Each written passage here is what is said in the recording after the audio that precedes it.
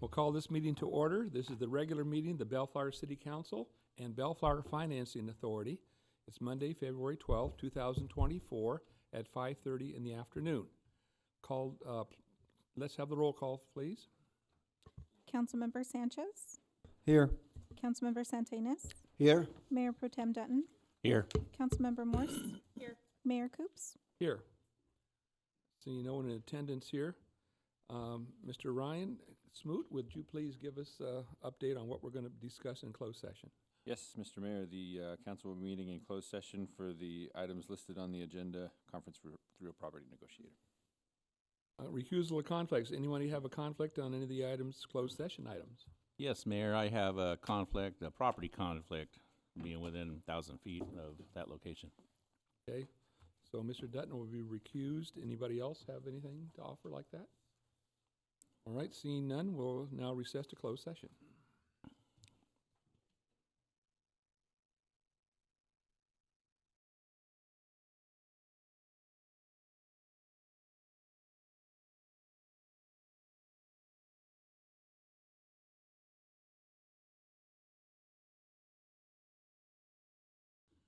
All right, we're going to call this meeting to order. This is the Bellflower City Council meeting and Financing Authority. It's Monday, February 12, 2024 at 7 o'clock. And we're going to reconvene from closed session where there was no reportable actions. Roll call, please. Councilmember Sanchez, Here. Councilmember Santinas, Here. Mayor Pro Tem Dutton, Here. Councilmember Morse, here. Mayor Coops. Here. At this time, we're going to be offered the invocation by Mayor Pro Tem Ray Dutton, and that'll be followed immediately by the Pledge of Allegiance provided by Len Gorecki, Assistant City Manager and the Director of Public Works. So please stand. Please bow your heads. Oh, gracious God, thank you for all you do. Please bless our actions here tonight and assist us in building a strong and caring community. May you lend us your wisdom to find solutions for the issues that come before us. We thank you for the opportunity to help others and the opportunity to try to improve our way of life. We ask for your protection and blessings on our military men and women. May you always return them safely to their families. Amen.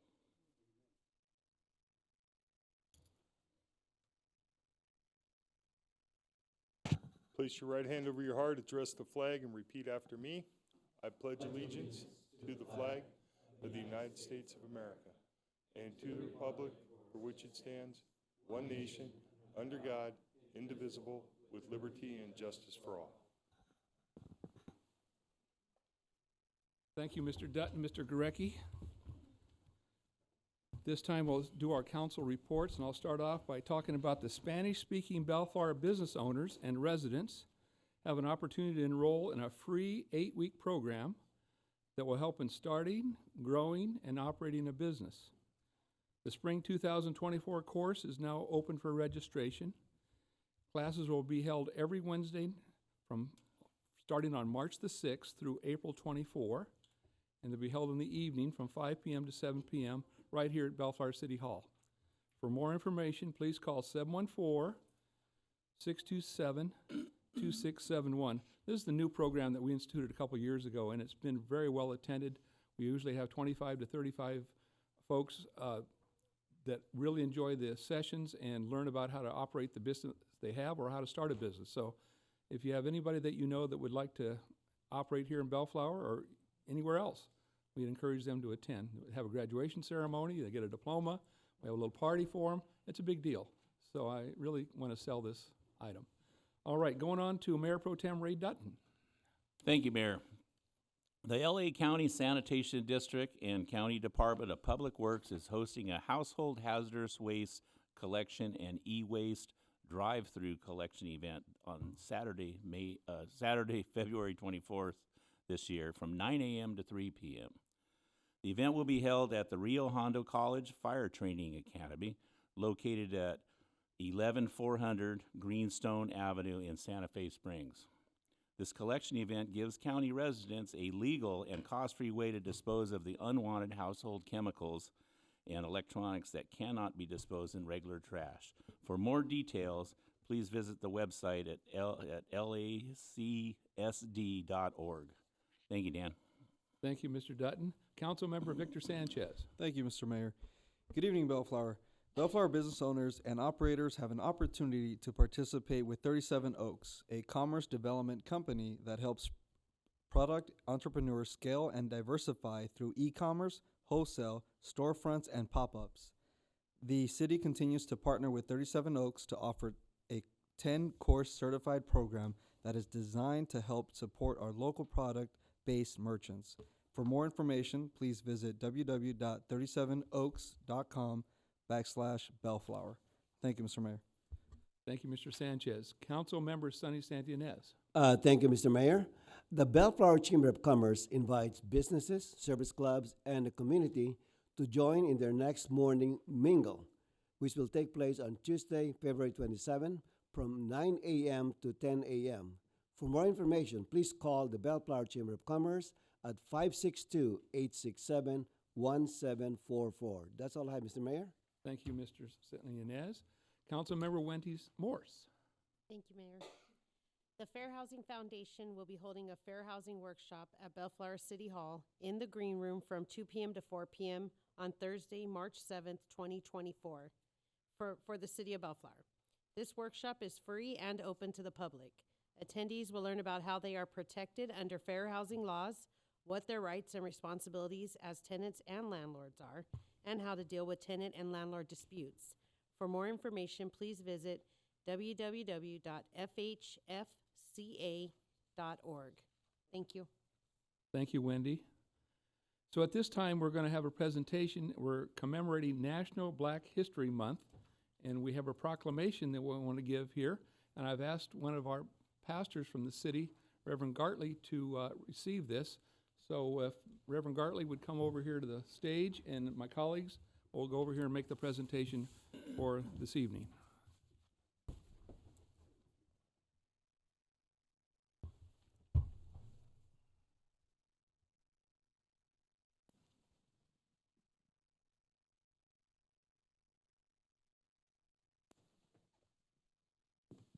Thanks for coming.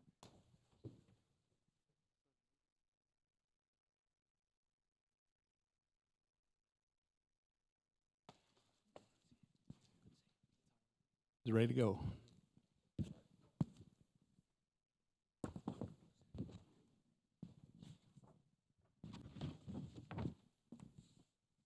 Kind of a big deal because we don't do this but once a year, and I, of all the guys in town that I thought should be the one to receive this, I chose you. And so, because you're important to our city, and you represent Black History Month in a very, very special way. We got a proclamation here that in 1976, the Black History Month was extended for a month-long observance during the month of February. And Black History Month celebrates communities across the nations, organize events to commemorate and carry on the tradition.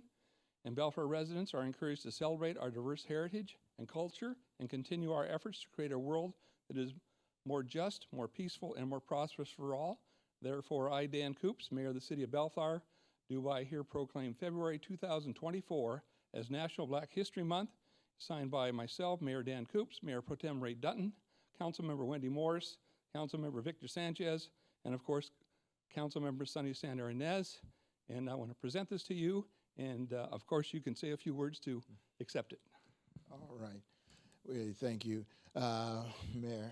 We appreciate the pausing in time to commemorate and acknowledge Black history. Certainly, Black history is American history, and we are just grateful that we can think about all the great contributions over the years from the business owners, the Black Wall Streets throughout this nation, the great inventions that has taken place, the George Washington Carvers and so forth, W.E.B. Du Bois.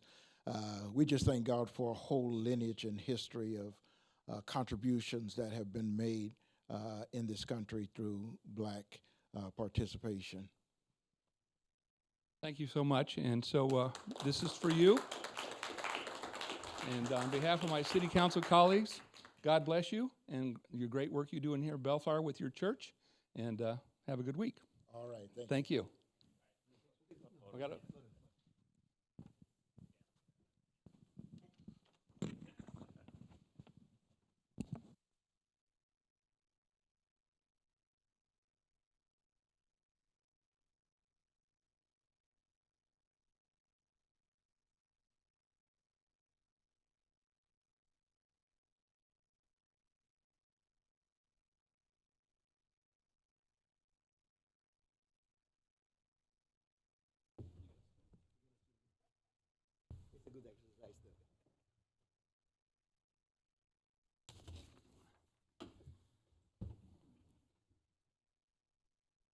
All right, we'll move on to item 10, public comments. Mr. Smoot. Thank you, Mr. Mayor. This is the time set aside for the public to address the city council on matters not listed on the agenda. Anyone wishing to address the city council should come to the podium, be recognized by the mayor, and state your name for the record. If you wish to address the city council on an agenda item, you may do so by approaching the podium as we review that particular item. You will be given 3 minutes to address the city council. So anyone like to come forward and address us? Now's the time. Hello, my name is Esther. I wanted to know why on the website for Bellflower Connect that you don't have also added 15-minute smart city on there as well, which helps the Bellflower citizens to understand that this is as well a 2024 World Economic Forum agenda for Bellflower. Also, I was told that on my questions that I gave you, the 12 questions, were on the facts, were added and were answered on the website, but they are not on the website. And so I wanted to know why they're not on the website and in the fact, and the question answers, FAQs. And I wanted to know, will you have the Chinese Communist facial recognition as part of the Bellflower Connect 2024 World Economic Forum United Nations agenda? And then when our speaker came to give us a 25-minute presentation, he listed some of the things that would be part of it, and then he added the word et cetera, and I wanted to know what et cetera was hiding. And will the Bellflower citizens be fined, as Mr. Alexis informed us, when citizens go outside their 15-minute boundary? Thank you. Thank you for your testimony. Anybody else like to come forward? I saw you already signed in, so you're good. My name is Carolyn. I just have one question. Why did you not allow Bellflower citizens to vote on this, on the Bellflower Connect? All right, thank you.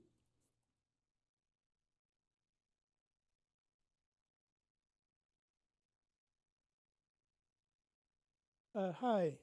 Hello, Bellflower. My name's Don. I had two subjects I was going to speak on. We'll see if that agrees with me. Anyway, the Bellflower Connect is based on the premise of the 5G technology. And the problem with the 5G technology is there have not been any long-term studies done as to the safety of it, and you're trusting the utilities to tell you that they're safe while they don't test anything.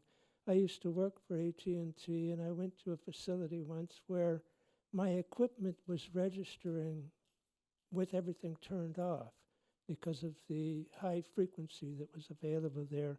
And the 5G is basically equivalent to microwave radiation without the shielding.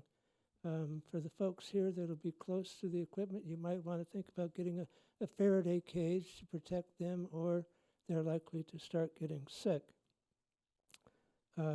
The interaction of the city with the private enterprise to roll out 5G, you're taking us towards democratic socialism That's when the city partners with the private enterprise.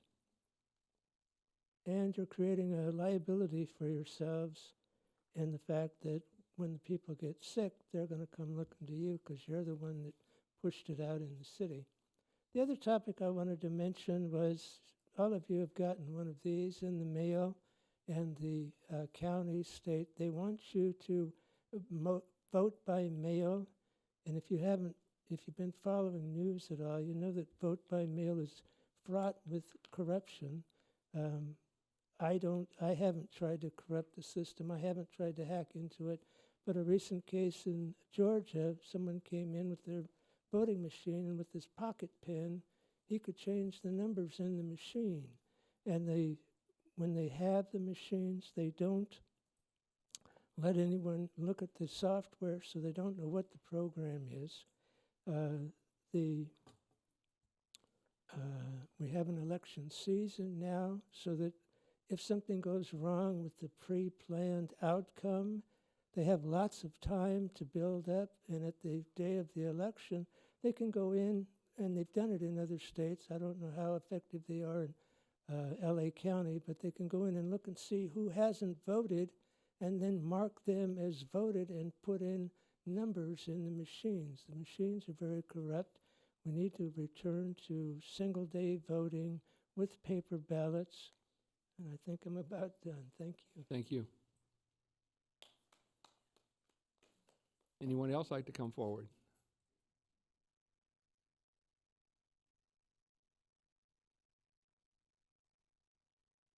My name is Michelle.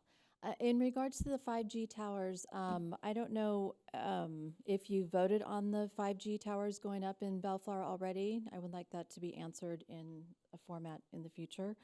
And then also, well, that goes along with the 15-minute city. So we're bringing greater awareness to you. So hopefully when that time comes, when you do have to vote on it, I highly encourage you to not do it, because you will be held liable and you will be given notice of liabilities. Thanks. Thank you. Anybody else want to give some testimony? Hi, Louise Solomon. Hope you're all having a wonderful evening. PrecinctActivators.com. We are against what you're doing here. And we know we've educated your chief of staff at the end of the last meeting, who was not aware of the World Economic Forum, who's not aware of the globalist agenda, who's not aware of Agenda 2030, which I find bizarre for such an intelligent man. We are going to be bringing this awareness to the world, and through social media and our, that this is being publicized. We are going to be the voices of the world against Agenda 2030 and these 15-minute cities. And I would like, I don't know how much time I have to speak. 3 minutes. Okay, thank you. I would like you to take this very serious. That we the people are not going to tolerate 15-minute cities. We know where this is leading. We know that you are very intelligent people and you're not naive. And we work continuously with the Orange County Board of Supervisors, the LA County Board of Supervisors. And we hope that you are not selling out yourselves, your family, and posterity for whatever reason, because we're finding that in a lot of the city councils that we speak in, they are selling out the American people. For example, in Santa Ana, they want to give illegals the right to vote. And we're going to fight this on every level. We are backed by a lot of people, even though there's just a few of us here. And we would really encourage you to take us very serious. We work with a lot of experts, and we are activating all the counties, all the city councils, and we are not stupid people. We do not believe that you guys are not aware of what's going on in world politics, and that America is becoming communist. It already is. And so this is your land. Looks like most of you are born here. I'm sure all of you are born here. you live the American dream. Do not destroy it, please, for yourselves, your family, your grandchildren, and so on. Because I don't know what it is, if you know what it is. I'm not saying that you're taking bribes. I'm not saying that you have underground bunkers ready when the shit hits the fan. But I'm very concerned, about this 5G. I'm very concerned about, camps that are being built in Orange County. I'm concerned about a lot of things. And we are just letting the world know that we are aware of what's going on, and we cannot hide behind, pretend that we're innocent, that you're innocent and you don't know. Your time's up. Thank you. Okay.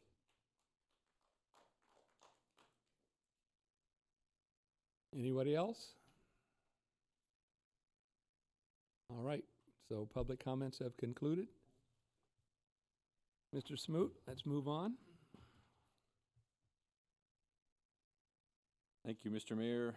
Item 11A, public hearings, the first one, 11A.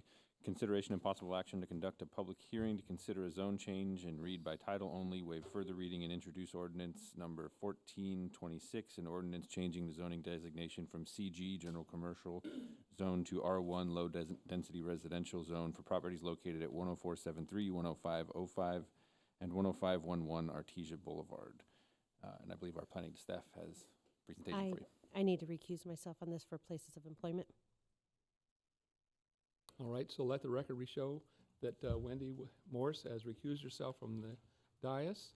And before we begin this part of our council meeting, if anyone, now that you've talked about the elements of the public hearing, the public comments, you're certainly welcome to stay. We welcome that. But if you need to be somewhere or want to exit the building, now's the best time to do it so as not to disrupt the proceedings. But you're welcome to stay as well. But I'll offer you the chance if you want to go now. Seeing no one or everyone, whatever you want to do, it's up to you. But this is your house, so you can certainly be here. All right, moving on. Go forward. Good evening, Mayor and members of the City Council. Sorry to interrupt. I believe I don't believe Ms. Morse has to recuse herself. Oh, she had an addendum, I think. Oh, yeah, okay. something developed I see. before the Just meeting. making sure we were getting All her right. back. No, we reported to Okay. her, but not to you, so I Oh, apologize. okay. Okay. Well, all right. All right. Sorry. Yeah. Trying to All help right. out. My bad. Proceed. Good evening, Mayor and members of the City Council. Before you is a presentation on ordinance number 1426. This is related to zone change case number ZC23-04. The state law requires that each city prepare and adopt a comprehensive long-term general plan for the physical development, a plan that acts like the city's blueprint. The general plan is meant to facilitate the city's goals for the future. It represents the community's view of its future, and it's a constitution made of the goals and policies upon which land use decisions will be based on. Zoning, on the other hand, is the law that supports the general plan, and it regulates allowable uses and development standards for each property. Zoning must comply with the general plan because its purpose is to implement the policies of the general plan.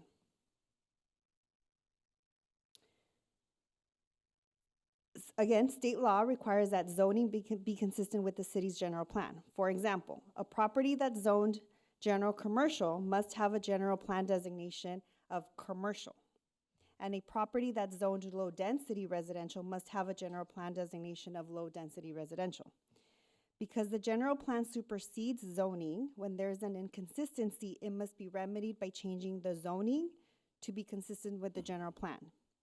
The city is required to amend the zoning ordinance within a reasonable time so it is consistent with the general plan.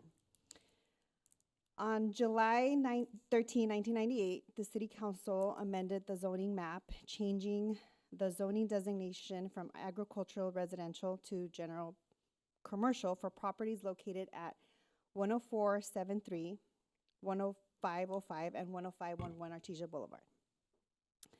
That same year, on October 26, 1998, the City Council amended the general plan land use map, but the land use designation for each of these properties remained L.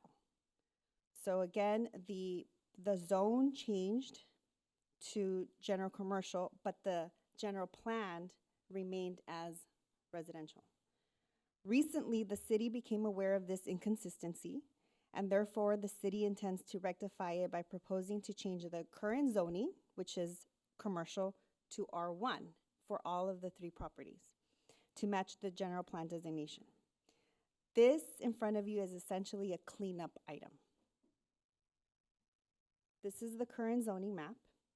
Shown on this slide is the 3 properties and the current zoning designation.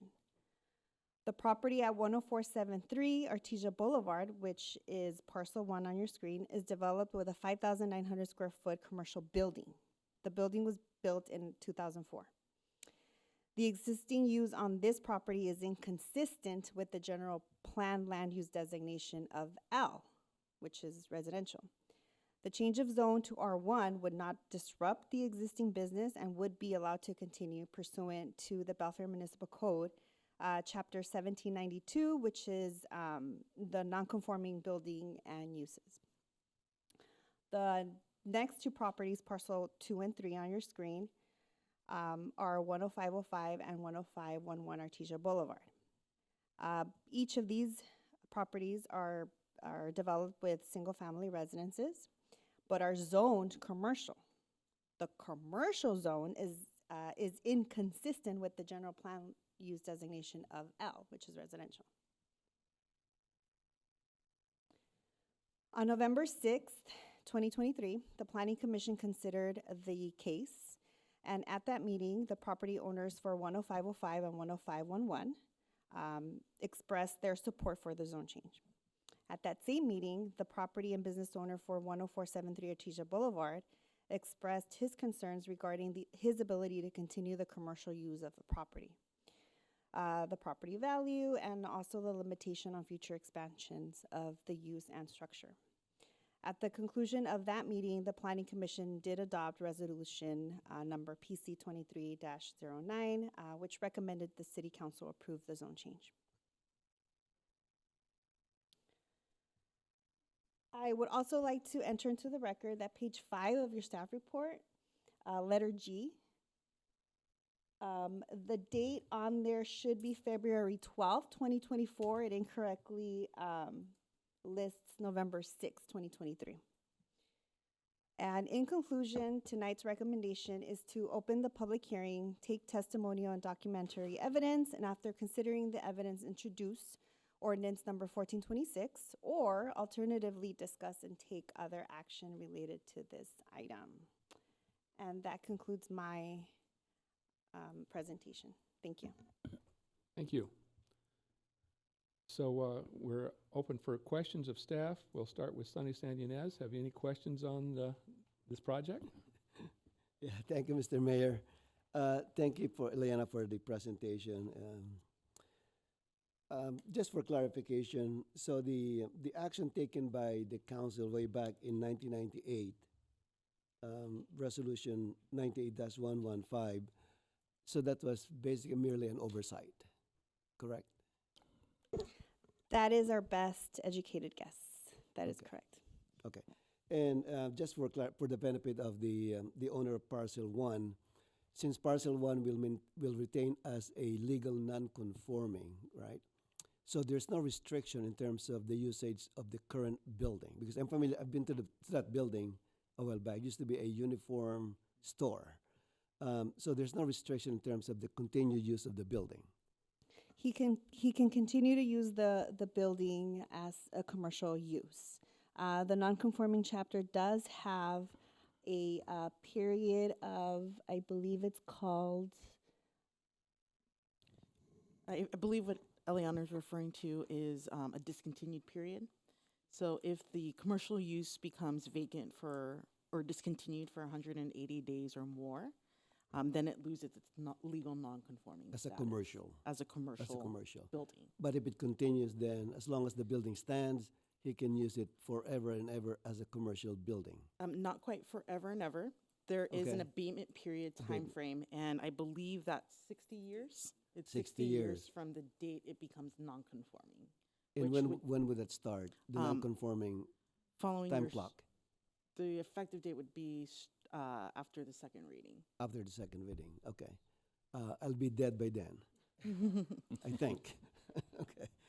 So so there. What are the restrictions being illegal? Again, for the benefit of the property owner, what are the restrictions in terms of the use? So that means they cannot improve the property anymore. They cannot expand it anymore. Is that part of the legal non-conforming restrictions? That is correct. He would be limited to physical expansion and any type of usage expansion. So meaning if he proposed a use that required like a conditional use permit Mm-hmm. or any type of that use, he would be restricted. Yeah. Okay. I hope the property owner is here tonight. All right. Very good. Thank you so much. Thank you, Mr. Mayor. Oh, thank you, Sonny. Mr. Sanchez. Thank you, Mr. Mayor. I just kind of want to piggyback off of Councilmember San Inez's question about restrictions. With regards to improvements, I heard there's no ability to expand, but what about general TIs? Generally, that is allowed. So they would be still able to make improvements, go through planning, go through building and safety for improvements. Let's say they sold from one commercial use to another commercial use. That is correct. Okay. Yes, So long as there was activity within those 180 days. correct. Okay. Very good. Well, that clarifies that question for me. That's good. Thank you, Mr. Mayor. That's good for me. Thank you, staff. Mr. Dutton? Yeah. All three parcels are owned by the same property owner, right? No, No, that okay, is I thought I saw incorrect. that in staff report. No, No, all three properties are owned by separate parties. separate parties and got it, okay. The 60-year, I guess you'd call it abatement. We all know how that hard that is, because we have 40-year abatements that came aboard across this dais. And what do you do when you got something that's, as we just went through in the last 8 or 9 years, of a 40-year-old building that a property owner has that you say you can't, is it as law that we have to abate it? Is it just an arbitrary number? The city attorney's got something to say. Mr. Mayor, members of the council, I'll tag team in on that one. Okay. So when the city council establishes the non-conforming regulations, it actually establishes also a table, which is called an amortization table. Basically, it's an estimate of how long those uses should remain in place until they are phased out in order to come into compliance with the underlying land use that's approved. There is an argument, for example, for this particular property that that were 26 years beyond when it became legal non-conforming, so it actually only has an additional 34 years in order to operate. But 34 years, I think all of us may probably not be sitting in these particular seats. So that's not really something to worry about today. But to answer your direct question, it's something that the city council itself establishes in terms of what the amortization table is. At the end of that amortization table, they become a public nuisance, and the city has the ability to either establish new amortization table and just keep on prolonging, kicking the can down the street, or begin to commence abatement proceedings against those particular properties. So it's really within your policy discretion in terms of how long the time period is. To your point, it's a number that the city council comes up with. Got it. As I think there's a couple of us, or some of us on here, that we've went through that before. And it was a pretty much struggle. And so by doing this, we're going to do something to somebody when we're buried that somebody else did to us when they were buried. You're cleaning it up. It doesn't make sense to tell somebody to tear down their structure or you can't use it for that. It's government at its nonsense. I mean, that's the way I see it. But at any point in time, it can be changed. Is what the city attorney says. Is even whatever the math is when the 60 years is up. it can be Correct. changed, So just like we have done in the past. frequently, the non-conforming use is set at around 30 years for most structures because the expectancy for buildings is approximately 30 years. So really, unless you would do an actual amortization study, pay somebody to figure out how much each building is worth for how much time, it won't be scientifically accurate. So it's really a policy call by the city council about how long, as long as it's not like 2 years, based upon the structures.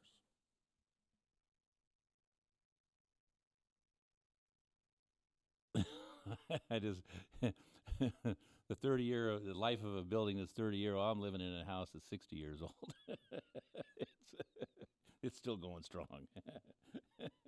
And my commercial building that I built is 30-some years old, and it's going strong. I just, as a property owner, I just don't see that. It's just, I guess if we're willing to kick the can down the road for the next council 20 years, I just don't get it.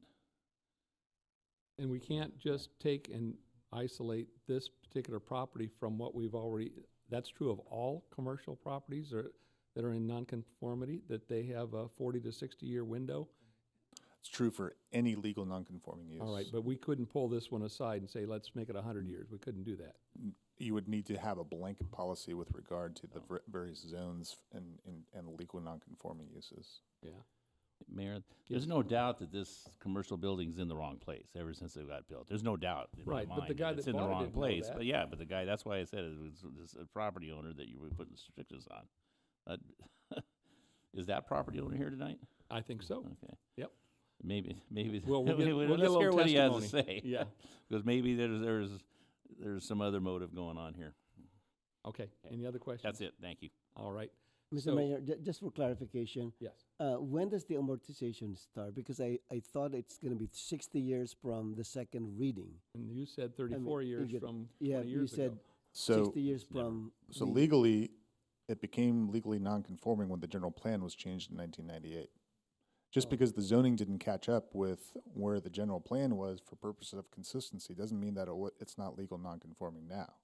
So from that standpoint, certainly if this action hadn't been taken, if it had come across our desk, for example, for a request for abatement, we could have been able to move forward. Based upon this discussion, it's obvious that the council wants to set the time period with regard to the time that the ordinance becomes effective, assuming for the sake of this discussion that the council wants to adopt the ordinance. Just as a gentle reminder, the question about the amortization schedules is not on the agenda tonight. So it's really an issue of this property and bringing the zoning into conformance with what the general plan provides. But from a legal perspective, it's already been a legal nonconforming use for the past 26 years.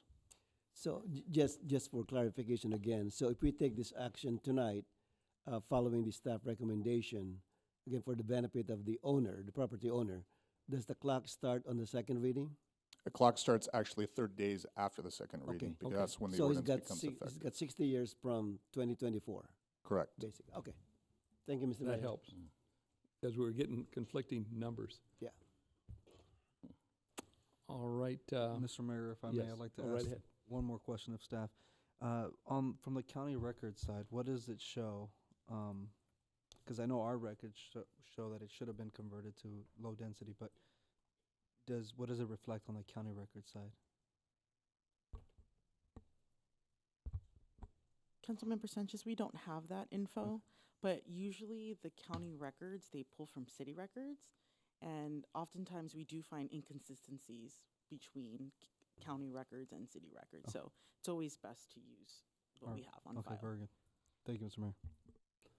All right. So at this point, do you have anything to offer? No? Okay. We're going to open the public hearing. Do I have a motion? I'll make a motion to open the public hearing. I'll second, Mr. Mayor. All right. So we have a motion by Councilmember Santinez, supported by Councilmember Victor Sanchez. Without objection, that'll be the order. At this time, why don't we entertain some public comments? And if the owner of the commercial building is here, I think that would be prudent to have them come forward first if they'd like to give testimony.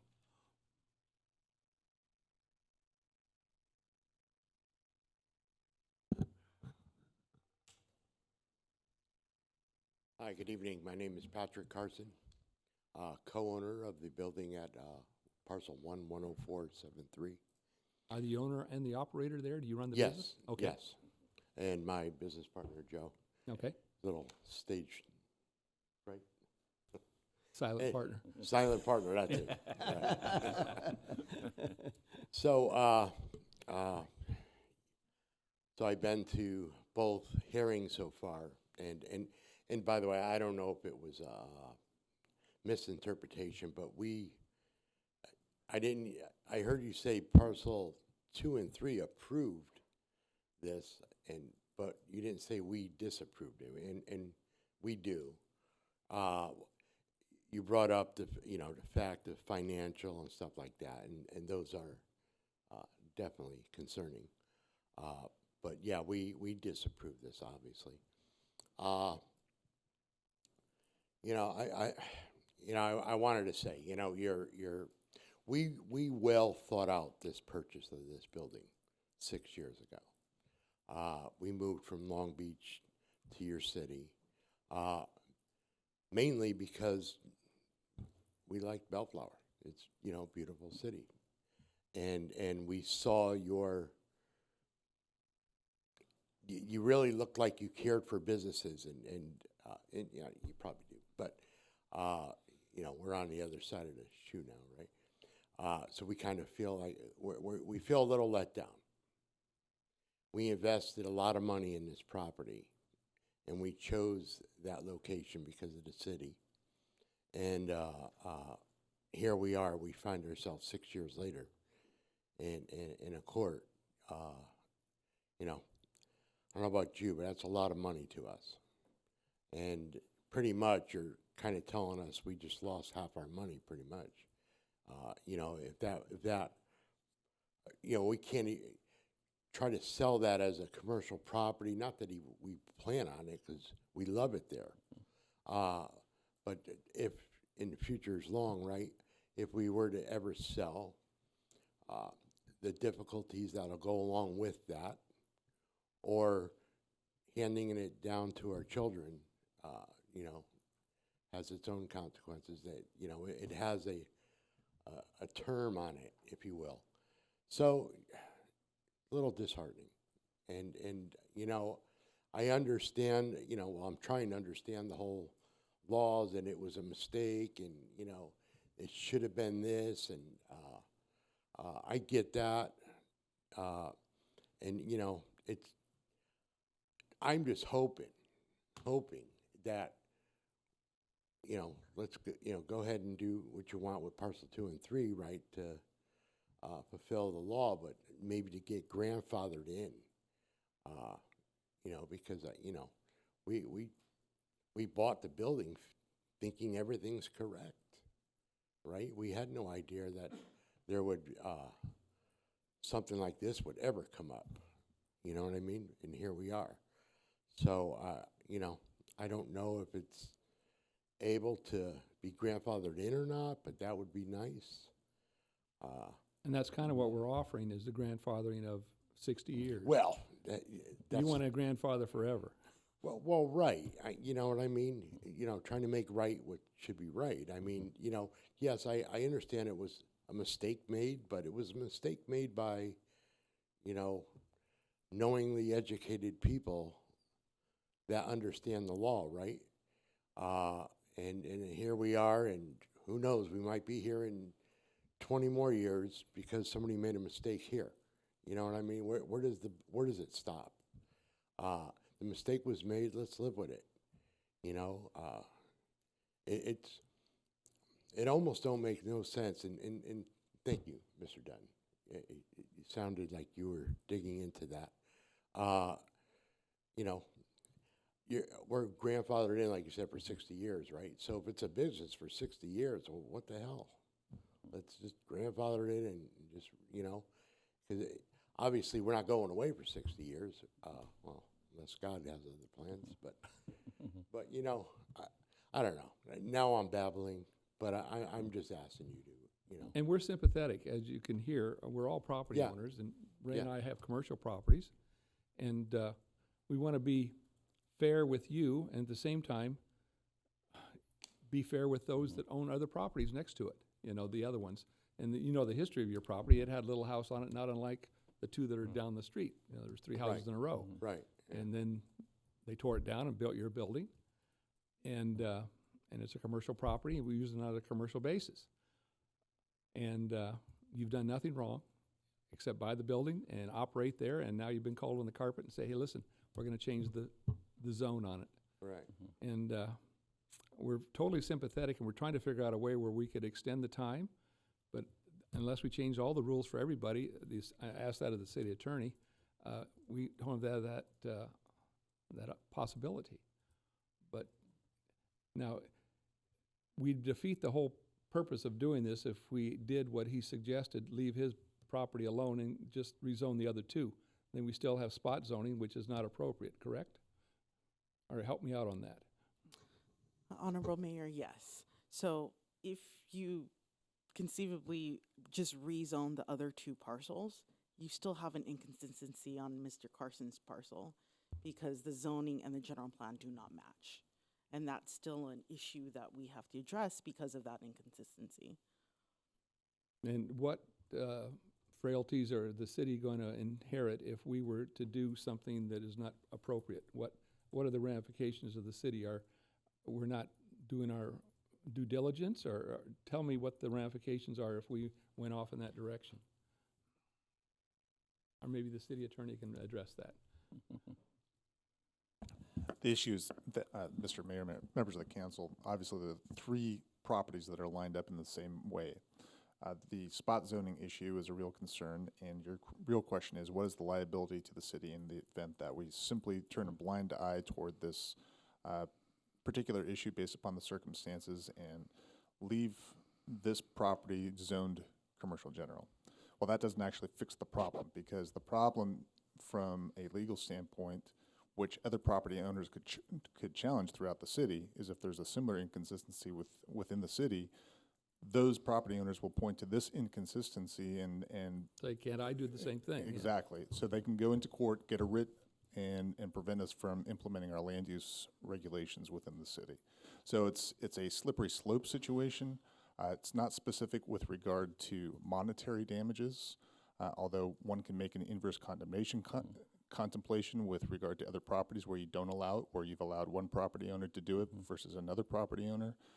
It becomes a unfortunate set of circumstances compounded based upon best of intentions, which is a very compound way of saying it's a 60-year additional lease. As I mentioned earlier, legally speaking, he's already 26 years into, or this property is already 26 years into the legal nonconforming use.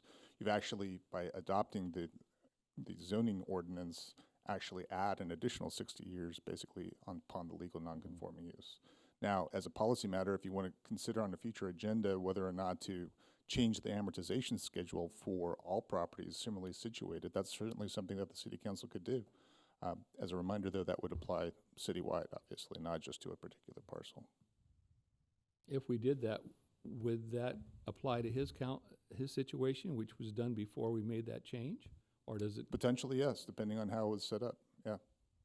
For example, you could simply do away with amortization altogether, although that defeats the purpose of legal nonconformance. The public policy behind that is simply to make sure that those nonconforming uses at some point go away, and the uses that are approved for those particular areas within the city are then activated. In your experience with other cities, is 60-year amortization appropriate? Is that a long-term, a short-term, a middle-term? How are we compared to other cities? In my experience, it's Yes. extraordinarily long. Okay. 20 or 30 is the norm, isn't it? Correct. Any questions developed from that interchange? Yeah. Oh, how about you? Yeah. First, when did we enact the 60-year? Was it in the last 10 years? I So it believe so, used to be yes. 40, and Because is it that w- why we did 60? Because we got Yes. stuck with the 40s from the 60s. so the Definitely in the 1960s. past 10 years, it Yeah. changed because previously it was at Yeah. 40 years, and that was up Yeah. in the So- mid-2000s. Remember, we had Yeah, some stuff it on the was dais extended. about this. And Right, that's because how we're it in got- the AE zone. So now we upped it to 60 because we didn't want to deal with it. Well, And here we go again. Councilmember Denton, 2016. Yeah, that, 2016, the yeah, way we're see? sitting here, yeah. It wasn't, yeah, 5 years ago. So, was it Carlson? Carson, Carson, what's the square footage of your parcel? I'd say about 7,000. That's No, more than that. That's bigger than that. That's way bigger than I think that. your building's 5. Oh, the bill, huh? No, is it like, what, 40,000 square foot, or? Oh, he's your- talking about your the building was building I'm talking about the 5,500. parcel, the dirt. How much dirt Oh. you got? That's about a half Ah, acre, isn't it? Yeah. Because it's the same as but- yours? Yeah, So, yeah, it's a half acre then. yeah. Okay. A little less than a half acre. 929. Have you been approached by anybody that wanting to buy your parcel? No, are you interested? Not now. Yeah. Before the meeting he was, now he's Yeah, not. yeah. So what I was getting at, your parcel, with this 3 parcels together may be worth more than a commercial parcel. I'm not no real estate guy, but the way residential is going and you got 2 parcels next to you that could use developing, would you agree? Oh, yeah. Yeah. You know, hey, And then your parcel. this could be a if blessing in developer come in and disguise, I bought all don't know, 3 of but- them, yeah. but, Right, nice right. condo project or something in there, it would pencil out and Sure. and you could probably have a payday, but that's down the road. That's something else. I got to That's- deal with yeah. today, right. Yeah.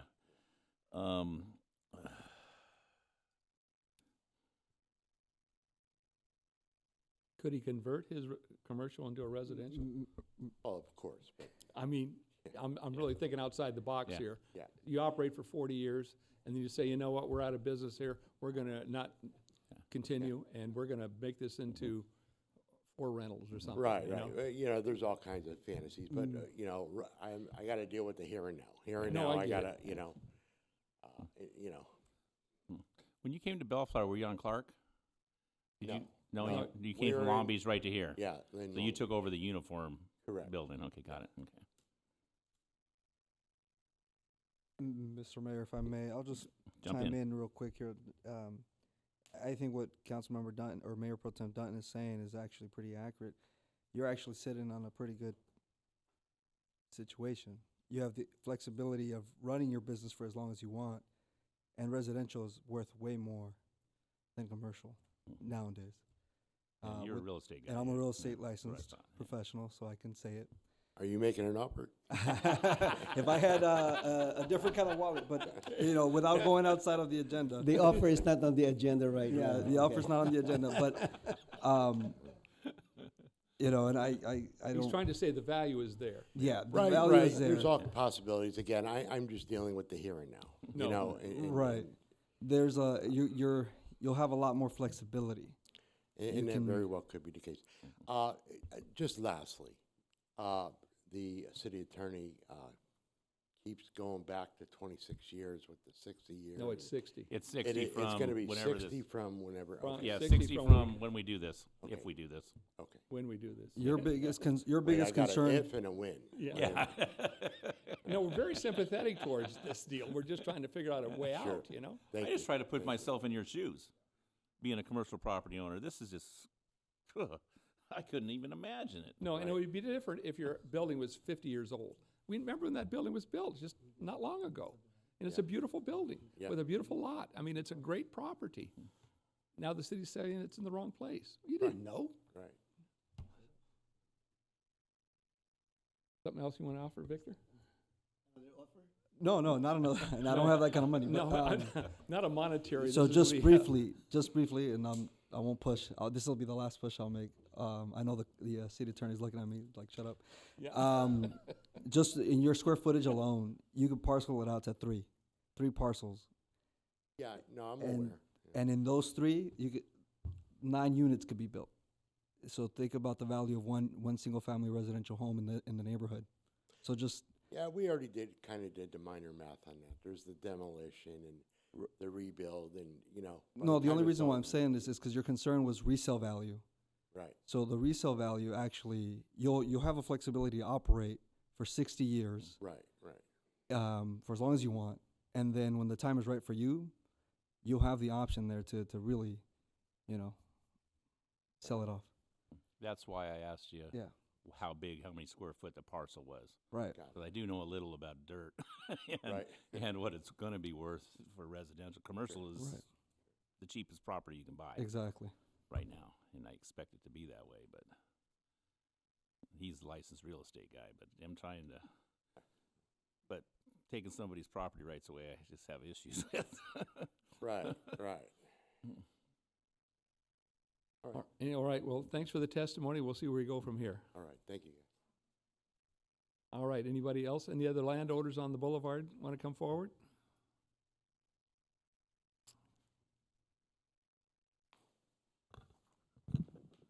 Good evening, council. Before I start, do I need to sign in? Yeah, put your Mr. name on there and your address. We make minutes from the recording, and it's easier for the city clerk to plug the names in if it's written down on a register.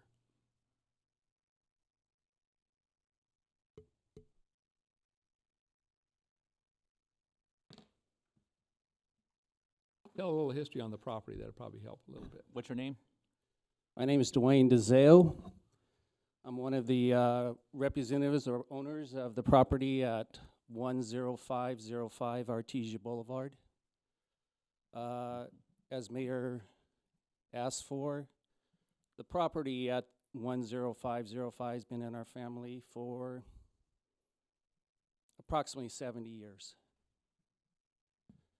Our parents, I believe, moved there approximately 1955.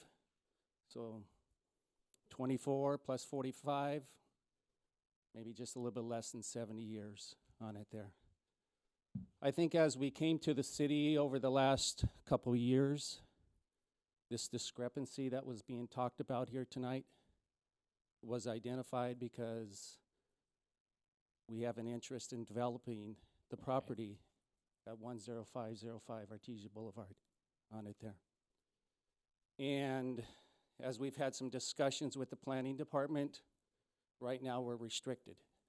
We're limited, I believe, as I understand it, to only develop at about 125% of what the square footage is on the existing resident because of the because of the zone, how it's registered CG, and the general plan.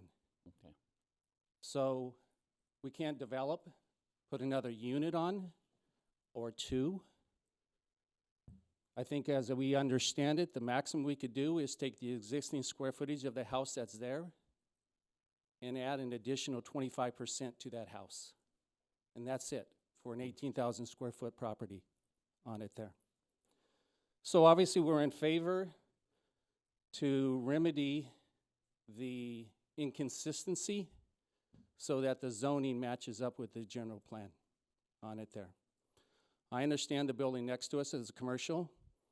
I think it's a viable option of granting 60 years for commercial use on what I think they call the abatement, or giving them an existing an additional 60 years from the adoption aspect of it there.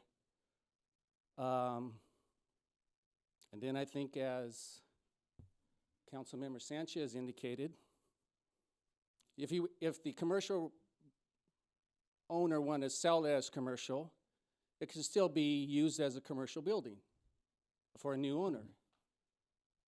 But if you wanted to sell somebody that want to be residential, there could be some residential development.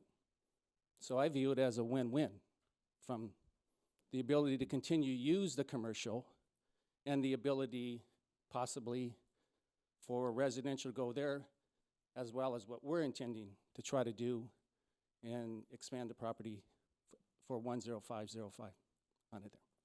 Thank you. Oh, question. Yep, go ahead. You're the middle parcel, parcel two? Okay. Parcel number 2. Okay, and you've owned it, it's been in the family a long time, and it's your decision, or was you approached by a developer to develop it? Or is it your guys' decision that you're gonna make? Yeah, it's a decision, it's in our family. It's a decision that our family is currently evaluating to expand the usage of the property. Have you been in contact with the owners of parcel 3? Yeah, we've had some Discussions regarding the communications regarding Yeah. development, okay. The owner of parcel 3 is here also. Oh, is it? Okay, great, okay. So I Okay, suspect, okay. I'm not speaking didn't know for, that, yeah. I'm not speaking for him, but I Okay. suspect probably after me, he might want to Okay. share his thoughts too, but Well, yeah, no, I understand what residential's worth there. yeah. Got it. That's, Okay. I'm just trying to get all the pieces of the Yeah, puzzle. absolutely. Thank you. Hang on a second. Oh. Okay. Any other questions of the? Okay, you're good. Okay, thank you. Uh-huh. I'm a sibling, the other party to this. As he said, this parcel has been always. Parcel 2. Parcel 2. Okay. I'm Laura Conti. Has that particular parcel 1, 2, 3, and actually the one there's 2 parcels. Can Cleveland flip them to go on to Bellflower? It used to be an Artesia Boulevard property. So everything from Palo Verde to Grand Avenue has always been residential, whether it be R1, R3.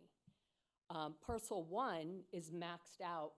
They can't build anymore because they have to have X amount of parking. So they have, 8,000, or if their building is 5,000 square feet, they probably have 12,000 in parking.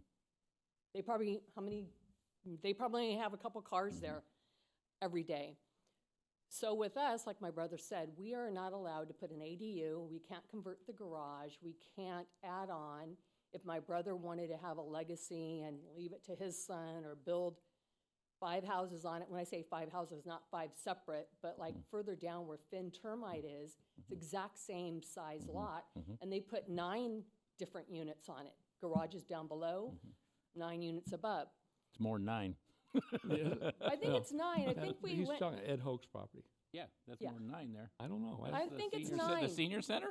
No, No, not the no, senior. next to it. It's behind Sugar Pines and Pepper Oh, Pines. okay, yeah, okay, Pepper, yeah, Right. okay, Yeah. Pepper Right. Pines, yeah. And so the other thing is I approached parcel 3. We were thinking when we inherited the property that we wanted this zone change. It wasn't correct. It's always been either agricultural, meaning we raised beef on that property, we raised chickens, cows.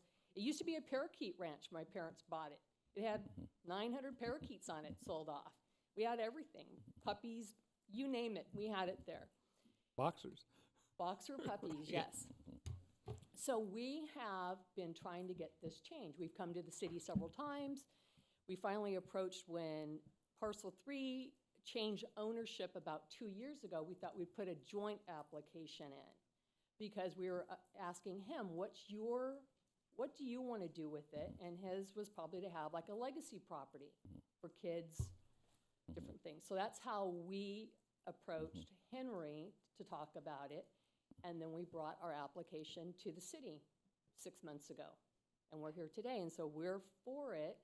Our parents have been long-standing citizens of Bellflower. Probably, our mom just passed away almost 3 years ago, over 70 years. We lived there when Clyde Wilson owned his property before it sold to the developers, so. Hope you vote for it.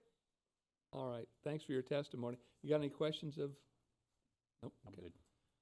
All right, so now we're gonna have the parcel number 3 representative. Door number 3. Curtain number 3. And state your name and write it on the register. Yep. So, hello, my name's Enrique Zarate, and I am the property owner of parcel number 3. I don't have 70 years there. I've been there 2 years, and my daughter lives in the front house, and I came to the city looking to develop it, to add more. I have 2 more kids, and this all happened. So, my vote is that you guys vote yes, and change the zoning. So in a perfect world, would you remove the existing residence and build all new, or would you work with what you have? I don't know. I'm trying to do the math on all of that, but yeah, I'll sit with the finance guy and the city and see what kind of looks best. Yeah. So. Would you consider doing a joint venture with your neighbors in terms of melding the properties? Math talks, right? So Yeah. it all depends on if it's something together, all 3 properties, the 2. or every man for himself, it's, yeah, I definitely Well, I don't think you'll get 3, that's for sure. I'll definitely, But the way those parcels are being so deep and narrow, you'd have to make them, you could get way more units by oh, yeah. Having a common driveway or something. making them work. Yeah, is the combining property them. that's a little ways over has 7 townhouses. Mhm. It's 7 townhouses with the little yard in the back. So, yeah, there's a lot of opportunity, a lot of possibilities, and, Yeah. so, any questions for me? Any questions of the applicant? Nope. All right, well, thanks for your testimony, and we'll see how this goes. Thank you. Any discussion, or any, close the public hearing? I'll make a And- motion to close the public hearing. excuse me, you come forward. Hi, Louise Solomon, Precinct Activators. I'd like to say that this is a typical case of government overreach. These gentlemen bought this property fair and square. I think they should do whatever they want to do. I don't think that you guys should be involved in this. The other people, you know, let them work it out. We all heard of mixed-use properties nowadays. They're lovely. So, you know, maybe let... Which one do you own? Which one do you guys own? One. Okay, so one. So, you know, let them live their life. They bought this property. I don't understand why Bellflower is even involved in this. You know, they bought it legally. I heard the mayor say that. Land ownership is a sacred right in this country. And I don't believe that government should be involved in people's property rights. Okay, you obviously know where I'm coming from. I have a question. Are you all a charter city or not? No, we're in general law city. So that means that you switch positions or you are elected, Mayor Coops? Are you elected by the voters? No, I'm elected by my colleagues. Right, okay. So, and that's another thing, ladies and gentlemen, if they are not you are not a charter city. So in a charter city, the mayor is elected by the voters. In this type of a city, the council members change positions. So they're not really affected. Their position is not affected by how they rule. Okay, so I just want the public to understand that whatever you guys do here, you're going to keep your position because you're not going to get any voters pissed because you're not elected by the voters. Am I correct? No, you can. We're We can elected. all. We are elected by the voters, Uh-huh. and if they don't like what we're doing, we can certainly be recalled. Each one of us. Okay. They always have reserve that Okay, right. so thank you. So can you clarify something for me for the public here? What is the difference between a charter city and not a charter city? Mr. Mayor, that's not on the agenda. No, Right. I understand, but yeah. this has to do with the real estate. No, I think. And But we're I'm talking sorry. about this project, and you're going off on a different tangent. No, I understand, but it has to do with your positions. And again, if you're not going to answer the question, I can't force you, but that doesn't show good faith to the general public. And I say you leave the property rights to the owners. Let them work it out. They bought this property under a certain zoning, 2 and 3, and these people bought it. So let them work it out. I don't think this is a case of government overreach. Mixed use is lovely. Thank you very much. Thank you. Anybody else want to come forward and give testimony? Well, you've already spoke once. I can't let you have it come back. Yeah, you get one shot at it. Otherwise, I got to open it all back And up we'll be again. here all night. And it'll never stop. Yeah, okay. All right, so ready to close the public hearing? And I made a motion to close the Second. public hearing. All right, and we have So the motion made by Councilmember Sonny San Ynez, supported by Councilman Victor Sanchez. Please poll the council. There is no motion on the No. floor, Mayor. Oh, So we well, just There's close a the public motion to hearing. close the public hearing. Without objection, that'll be the order. That'll be the order. All Thank right, you. moving on. What do you guys think? Discussion. What our recommendations are?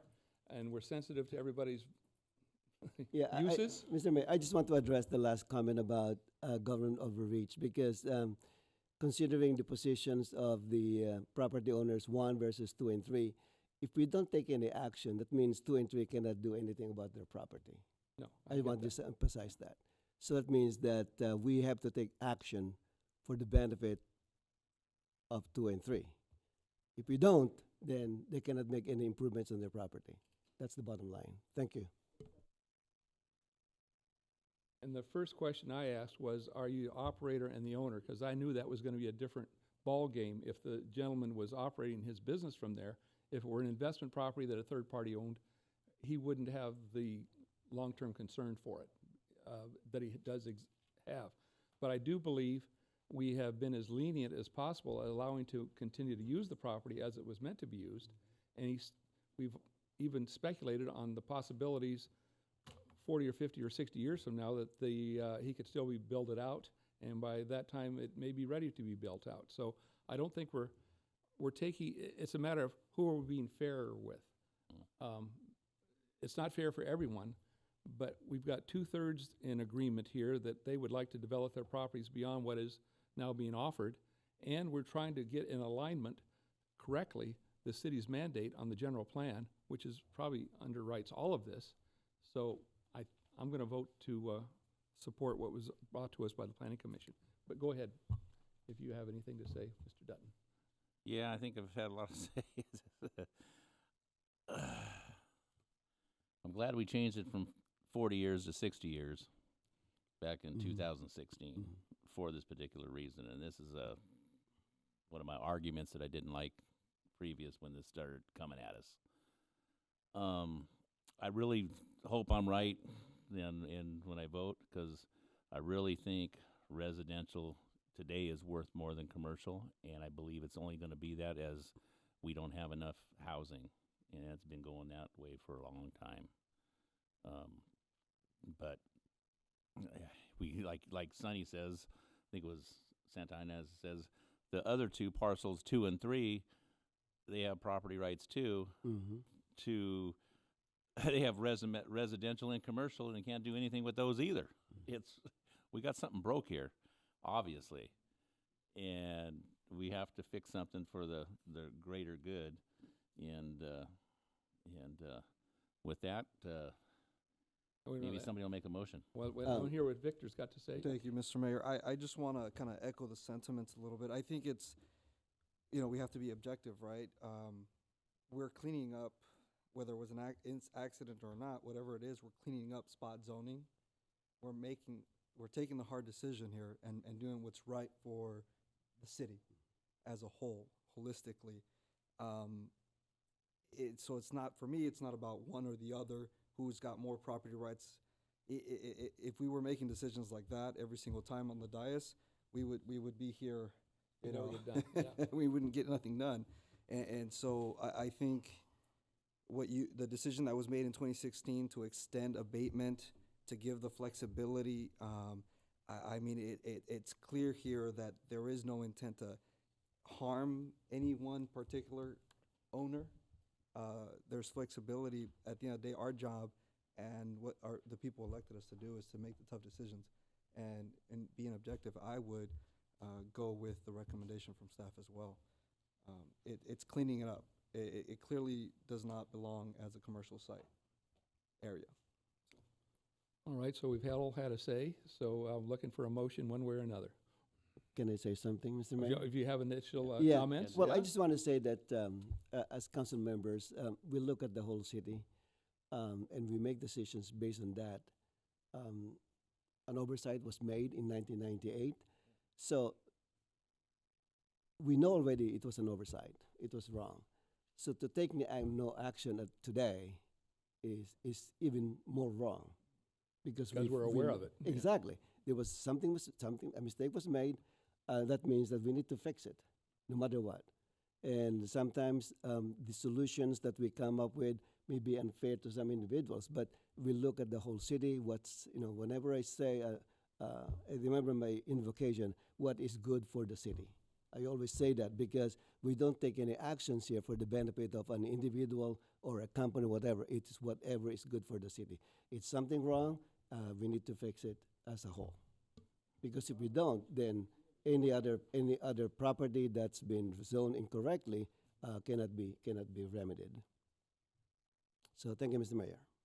All right, so anyone would like to make a motion on this item? I'd like to make a motion for the city council City of Bellflower to introduce ordinance number 1426, an ordinance changing the zoning designation from CG, general commercial zone, to R1 low density residential zone for properties located at 10473, 10505, and 10511 Artesia Boulevard. I'll second that, Mr. Mayor. And Mr. Mayor, members of the council, just making sure that the motion maker was making that technical correction to the ordinance based upon the dates. Yes, with the corrections on page 5. 60 years from when it was read. On the 60 years, yeah, correct. All right, so we have a motion by Councilmember Sonny Sandianez, supported by Councilman Victor Sanchez. Please poll the council. Councilmember Sanchez? Aye. Councilmember Santinas? Aye. Mayor Pro Tem Dutton? Aye. Mayor Coops? Aye. All right, so moving on. Ms. Councilmember Morse? Yeah, please call Councilmember Morse back in here.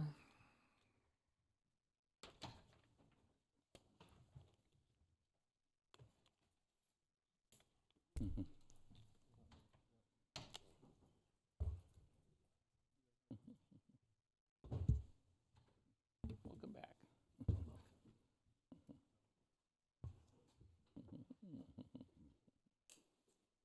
You want to go? Go ahead.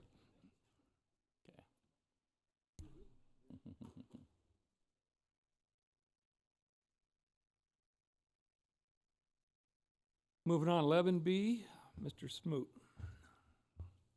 Thank you, Mr. Mayor. This item 11B, consideration and possible action to adopt resolution number 24-10, a resolution to record a notice of special assessment for nuisance abatement against the owner of 15751 Blaine Avenue, APN 6271-031-015. I believe Mr. Berger has this one. Thank you, Mr. Mayor, members of the council. I believe most of this is in the staff report. To give you an overview, we're asking excuse me, that the council adopt a draft resolution to place a lien of approximately $88,000 onto this property for the purposes of recouping the city's costs associated with the abatement. As noted in the staff report, the abatement took place over a period of approximately 3 years. It's 2 separate abatement processes. One was in 2021 and one is more recently in 2023. One of the reasons for bringing this forward now is to make sure that we've recorded the lien against the property before this goes out for a tax foreclosure sale, which based upon the record appears that property taxes have not been paid for the past 4 years, which means in year 5 that the county can go and ask for a foreclosure on the property. If our lien is on the property, we'll be able to recoup from the costs of the sale. Happy to answer any questions. So we've had no success on contacting the owner of record? No, sir. We don't know if he's alive or dead or in the country or anything. We have taken what some could characterize as exhaustive efforts to try to gain his attention to the problem at hand. All right. Any questions of Mr. Berger? Mr. Sonny Santinas? You always bring forward the good questions that we can capitalize on. Thank you, Mr. Mayor. I'm very familiar with this property. I walk on this, I walk in front of this property almost at least twice a week, and it's an eyesore. Let's put it that way. It's been vacant for quite some time. I've reported several times about the trash, overgrown vegetation, and staff has been very responsive in clearing it up. I'm just kind of surprised or amazed that the property owner is not paying attention. As our city attorney mentioned, there were 2 abatement processes already, and actually it was granted by the LA Superior Court. So we went to court already, and he's still not paying attention to that. So I'm kind of shocked that he doesn't. The property is listed for sale, or actually it's supposedly a pending sale or something like that for $500,000. Way back in 2021 when the offer was accepted based on, again, these are public records. You go to Zillow and you see it, nothing confidential. So it's about time for the city to take action on this. As the city attorney mentioned, the property owner is very unresponsive.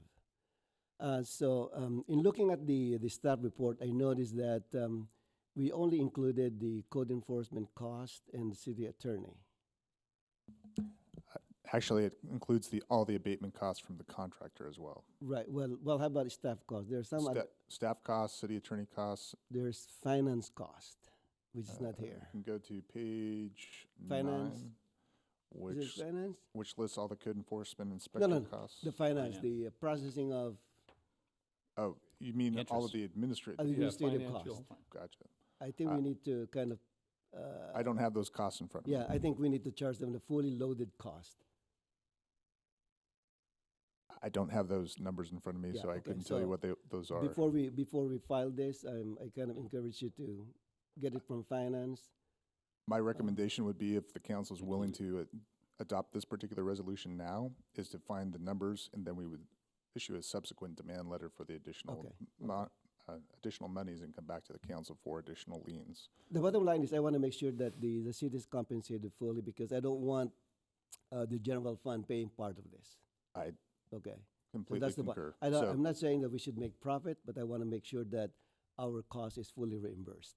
So I don't have those Yeah, I costs know. in front of me. No, So I understand. my So- suggestion is to do this tonight, if this is what the council would like to do, to move forward with it, and then we will try to identify the costs associated, as you said, from all of the staff costs associated with it, and then file subsequent lien based upon that.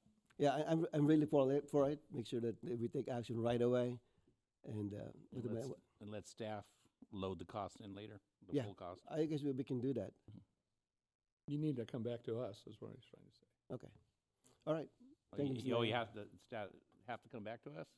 I thought we could just kind of blanket it and, We're not Whatever. precluded from bringing additional costs in order to place an additional lien onto the property. well, you have to put the lien on the property. Correct. So my suggestion is to do this now so that we at least have a placeholder for the bulk of it. My impression is even when we go back and try to calculate the costs, it will come up far less than the $88,000 that we're asking for now. And in an abundance of caution, we'd rather have this lien in place now before it goes to foreclosure sale, so that we can always come back again and file a subsequent lien if it hasn't yet An updated one. sold. Correct. So this is basically a placeholder for Correct. us. Right. Okay. Okay, Mr. Is it- Sanchez. thank you. Chris? I got a question. Mr. Dutton? So we've never put a lien on this property? No, In sir. any amount? No, sir. Oh. Not until now. And we paid for all the improvements. Yes. And, I don't know, do we think that's unusual doing it 2.5 years later? Or with no, We're giving them the benefit of the doubt? I don't know, I'm just, There was it's a hard question I have to ask, I'm sorry. There was counseled instruction with regard to vacant properties back in 2019 and 2020 in terms of a slow rollout for the okay, vacant. this is one of the first This is the ones. vacant property. That makes sense. Enforcement. Got it. So there was specific policy decision made by the Right. city council in terms of, I think, We the way I handpicked a couple phrased of it them. was a fist in an iron, or a fist in a velvet glove type of approach. And so that's part of that overall policy decision. Thanks for refreshing my memory. Ms. Morris, have you a comment or question? I do not have a comment. All right, I'll make a motion that we, open the public hearing. it's not a public hearing, so. Oh, yes, it is. Yes, it is. Yes, it is. 11B. Make a motion, we open the public hearing. Second. All right, so we have a motion by Mayor Pro Tem Ray Dutton, supported by Councilmember Victor Sanchez to open the public hearing, and without objection, that'll be the order. Does anyone like to come forward and give testimony on this? Well, you're free to do it. I see a pattern here. We waited 26 years to do anything about the prior properties, and now you've waited 2.5 years to do something about this. And for those delays, I mean, I understand this is a different situation altogether, but again, you're running a city, and you've got to have consistency in the way you operate your city. You can't just, oh, well, 1998, we knew it was wrong. No, we Okay, didn't so know now it it's was wrong. 2024. We just discovered it was wrong. I don't, okay, but who's running the city, Mayor Coops? I am. That's you. Okay, so the buck stops with you guys. Right, today Okay, it does. so It you did in just found 1998. You just found out fine. You just we're- found out. But that's who you're going to blame the people in the audience here? The buck stops with you. You need to know what's going on in your city. And it's sloppy. And at worst, it's government overreach. At best, I don't know what to say. But you can't just randomly say, okay, after 2.5 years, what we're paying for this, why? You're spending taxpayer money here. And do you understand why we are? You hold a fiduciary responsibility. You take an oath of office under the Constitution, and I believe you may be. I'm not an attorney, but I believe you may be violating the Constitution, which protects our God-given rights. Okay, thank you very much. Thank you. Anybody else have any testimony on this project? Motion to close the public hearing. All right, so we have a motion by Councilmember Victor Sanchez and supported by Councilman Sonny Sandinas to close the public hearing. Without objection, that'll be the order. Dan, I'd like to make a motion to adopt Resolution 24-10. A resolution to record a notice of special assessment for the nuisance abatement against the owner of 15751 Blaine Avenue, parcel number APN 6271-031-015. I'll second. All right, so a motion by Mayor Pro Tem Ray Dutton, supported by Council Members Wendy Morse. Please poll the council. Councilmember Sanchez, Aye. Councilmember Santinas, Aye. Mayor Pro Tem Dutton, Aye. Councilmember Morse, Aye. Mayor Coops. Aye. All right, item 13A, consideration items. Mr. Smoot. Thank you, Mr. Mayor. Item 13A, consideration and possible action to provide direction regarding local campaign contribution limits and campaign committees. And this one is with your city clerk, Ms. Myrochi. Thank you, Mr. Smoot. Good evening, Mayor and council members. AB 571 added Government Code Section 85702.5, which took effect January 1, 2021, to set contribution limits of not more than $3,000 for an individual per election. Since then, these contribution limits have been adjusted by the FPPC in January of odd-numbered years to reflect increases or decreases in the Consumer Price Index, rounded to the nearest $100. The current contribution limit amount is $5,500. On September 28th, 2020, the City Council considered imposing its own campaign contribution limits and ultimately decided to take no action, therefore defaulting to the same contribution limit amount set for the state elected officials. In addition to its limitations on contributions, AB 571 also requires that cities that have no local ordinance candidates for office who are currently in office must close their campaign committees and reopen them for each election cycle, which may create an administrative burden. In consultation with the city attorney, I contacted the FPPC for informal advice to ask if the city adopts local contribution limits in accordance with AB 571. May it include permission for local committees to continue in existence for local elections. The FPPC confirmed that a local jurisdiction may enact a campaign ordinance that provides for additional or different campaign requirements for committees active exclusively in its jurisdiction, as long as the provisions are stricter than those in the Act. The FPPC also indicated on its information fact sheet that a local ordinance may specifically establish no limit to contributions so long as it does so explicitly. We are seeking direction regarding whether the City Council would like to consider adopting local campaign contribution limits and campaign committees to eliminate the administrative burden of closing campaign committees following each election cycle. That concludes my presentation, and I'm happy to answer questions. Okay, any questions of City Clerk? I have none. Okay, Mr. Dutton? No, I don't have no questions. Sonny?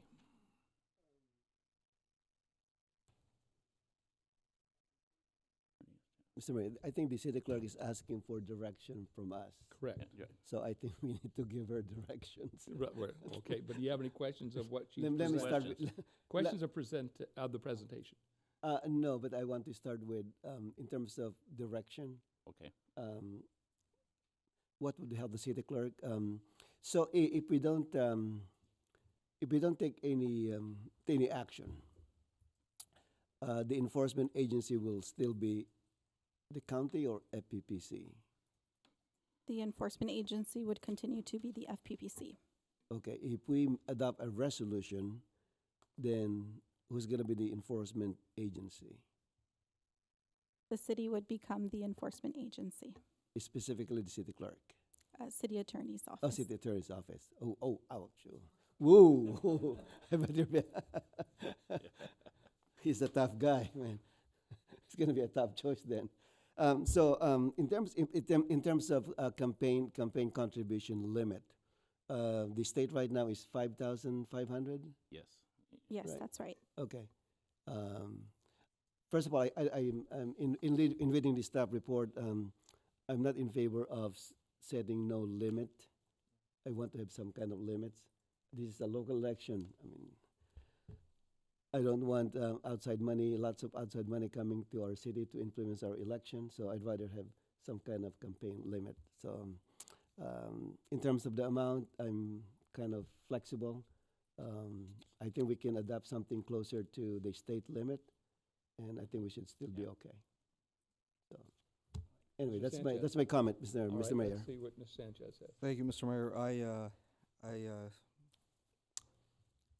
I'm out of words right now, but I'm with Councilmember You Sunny concur. Inez. I concur. There you Thank go. you, sir. Yeah. I concur. I think a limit close to the state limit with a CPI. Realistically, here I think it's more about removing the administrative burden of closing and reopening and things of that nature that is caused. So I think that's really the concern. So that's where I'm at. Yeah, I concur with Councilmember Inez. All right. And, You want me? yeah, well, let's hear what you have to say. Do you like the limits, or do you want Yeah, I to? like the state limits, yes. Okay. And I would just go, to me, I'd go up to the state limits, and it's not that. Wendy, you let's like the go by state limits? state's pretty- Yes, from what I'm reading, this is obviously new to me in this area, but I like the state limits. You've never received any I've never money. received any money, so I'm not there yet. Not yet. Not yet. Okay, not yet. Okay, so, given direction here, do you want to vote? Do you hear what we're saying? I think the consensus is that we want to go with the state limit. I think they got three Okay. choices in the All right. agenda, and I think it's direct the resolution and ordinance determined by the city attorney establishing the limits for the state. So you have a couple of options here. What I'm hearing is you have some desire to tie this to the state limit somehow. and Somehow. we have somewhat conflicting guidance from the FPPC. In some of their fact sheets, they state pretty clearly that we can set a local limit explicitly as no limit. And then other guidance, they say if we're going to set a local limit, that it should be something more restrictive. Okay. So to be on the safe side, if you want to tie something to the state, what we might recommend is something that references the state codes, but then sets something slightly lower than that, $100 lower or some Or $1. Or $1 lower. But if you That's you what Sonny tied was it to talking the about, state yeah. number, then Okay. you With automatic CPI adjustment. Yes. Okay. I'm open for public comment before we vote on this. Do you have anybody want to bring forward that we're missing on these contribution limits? No? Okay. I just wanted to make sure that everybody could weigh in on it if they thought they had some thoughts. So how would you like us to handle this? You want a motion in the second, or do you want to vote, or how would you like to pull this off? I think we have a general consensus on what we're looking for. We can Mhm. take that and go ahead and bring you back an ordinance or has resolution to as come back, necessary. Oh, it's got to come back. All right. Okay. Good. Then you have some direction. All right, we made it to the consent calendar. And does anyone have anything they'd like to pull to discuss, or any recusals for conflicts? I have a conflict on 14I. Okay. Mr. Mayor, I have a conflict on 14I as well. All right, so let's make a note I of have a that. business in the area.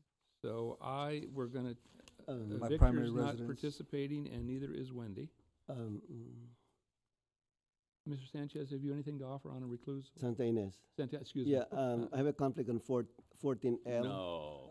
14L. Is that a discussion item or a conflict? 14L. All right, we'll write it down here, Sonny. I'll put a 1 by, because it's the first time. Victor, did you have any other besides the one?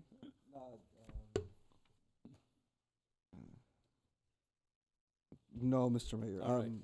The other ones are non-apparent conflicts. All right, they were just to consider it. Mr. Dutton? I have no conflicts. That can't be right. Oh, no, I don't. Well, I've got a few now that everybody's spoken. I'm out on B, like boy. I'm out on I. No, I'm not. Let's see. I'm out on H, like Henry. I'm out on I, and I'm out on J, and I'm out on K. That doesn't leave much, but You know, hey, Dan. Yeah. One day you're going to be able to spell your name on your conflicts. Right. But, so I'm recusing myself for the ones that are noted there. Does there anyone have anything they would like to pull that for discussion? These are all recusals. Anybody have? Nope. All right, so. Mr. Mayor, we do have 3 council members conflicted on 14I. Right, so we're going to pull straws for one of the items? And just for benefit of the audience, there is no 13L. It's 14L. I believe. I believe Mr. Well, I'm just reading Inez what's on was the just note here. Pulling our leg, but I didn't want any perception out there that we were trying to pull a fast one. All right. So we'll have the pulling of the straws at this point. Yes, thank you, Mr. Mayor. I have the names of the conflicted council members here for the drawing. Here is Coops. Yep, there it is.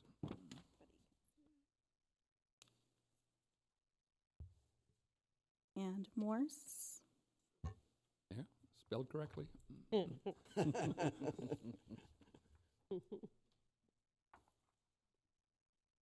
And Sanchez. Yep. And we will draw one name for the council member that will be participating in the matter. Mix it up for me. Yeah, mix it up a little bit there.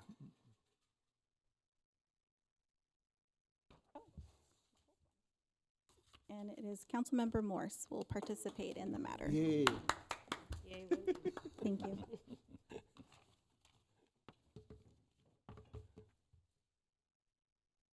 All right, so I guess since we have no discussion on these things, I'll look for a motion on the consent calendar now that we recused from things.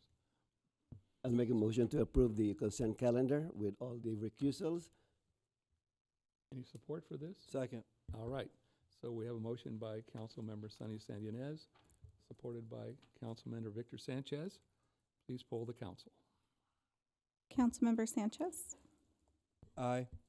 Councilmember Santinez. Aye. Mayor Pro Tem Dutton. Aye. Councilmember Morse. Aye. Mayor Coops. Aye.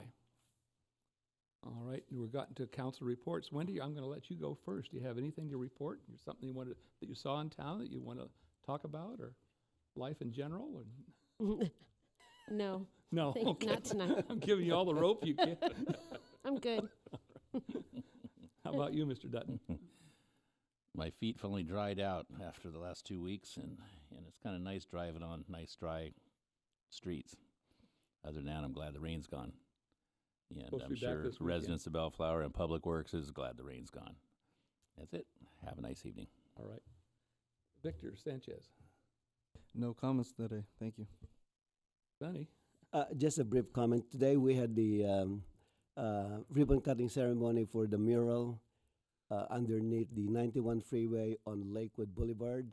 So I encourage our residents to take a look at it. It's a very nice rendering of a boy and a girl playing astronaut, and they became astronaut, and then they were fishing, and they became scuba divers. So it's a very good rendition, and I thank our artist, David Van Patten, for his wonderful work. And thank you, Mayor, and the rest of the council for showing up at this very dangerous photo opportunity along Lakewood Boulevard today. But something that I really appreciate. It's one of those things that we promote in the city, arts in public places. So for that, thank you so much, Mr. Mayor. We had a good time today being able to dedicate those murals, and hopeful that they stay as nice as they are today. It was nice to meet the artist who's done many of the murals in Bellflower. He seems to know the pulse of the community as to what we like and what we need, and they're rather modern, but that's what we are, is trying to move forward. Like you said, it was rather sketchy at times, knowing that we had photographers on the island in the middle of the street trying to take pictures of us while the cars didn't pass in front of us. So, but we pulled it off, and we moved on and cut the ribbon, and it's there for the ages. Also, I wanted to mention that one of the coolest things that we do as council members is coming up this Saturday, if the weather permits, and that's the grand opening of the Greater Bellflower Little League. We're always invited to that, and we go out there. 700 kids of our neighborhoods are all there from 4 years up to 12, all playing baseball. Lots of support from the community, lots of support from the parents. The bleachers are full, the grandparents are there, the parents are there, and it's just a real treat to see all the kids come together and play baseball. That league has been around a long time. I played it in 1961, so you know that it's got a long history of Bellflower putting them at the forefront. But thank you for the meeting this evening. We got a lot of good things accomplished, and I'm going to adjourn this meeting now to 5:30 p.m. on Monday, February 26, 2024. We're adjourned.